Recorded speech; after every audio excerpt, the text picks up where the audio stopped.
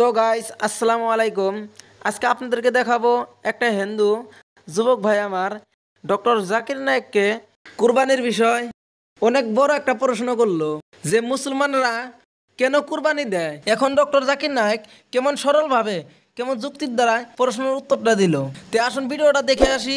আর ভিডিওটা দেখার আগে আপনি যদি এই চ্যানেলে নতুন হয়ে থাকেন তাহলে একটা সাবস্ক্রাইব করে যাবেন, আর ভিডিওটা ভালো লাগলে একটা লাইক করে দেবেন। আমার নাম গোলাপচাঁদ বিশ্বকর্মা।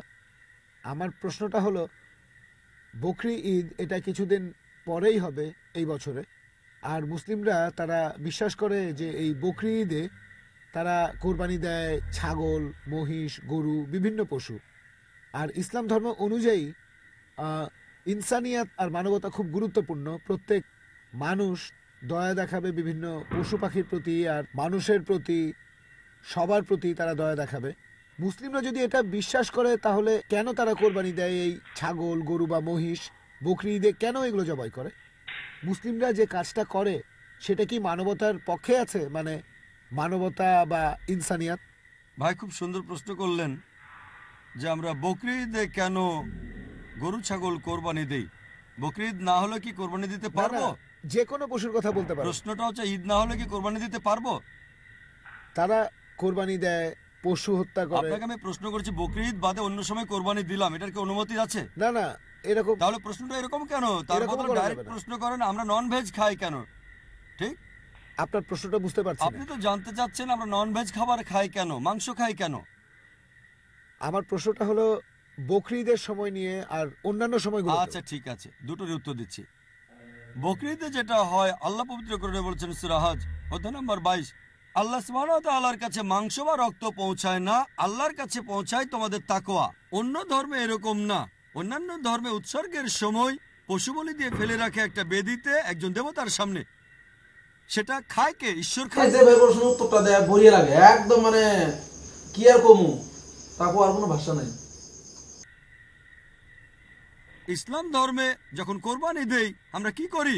কমপক্ষে 1/3 অবশ্যই গরিব লোককে দিতে হবে, 1/3 দেব আত্মীয় আর বন্ধুদের, বাকিটা নিজের জন্য রাখবো। নিজের জন্য ম্যাক্সিমাম 1/3 রাখতে পারবেন। চাইলে আপনি পুরোটাই দান করে দিতে পারেন। তাহলে যখন কোরবানি দিচ্ছি তখন কি করছি? মানুষ জাতির উপকার করছি। আমরা তাদের জন্য খাবার দিচ্ছি। এখন কাউকে খাবার দেয়া এটা কি ভালো না খারাপ? খাবার দেয়া যাতে মানুষ উপকার পেতে পারে, এটা কি ভালো না খারাপ? ভালো। মানুষের জন্য এটা ভালো না খারাপ?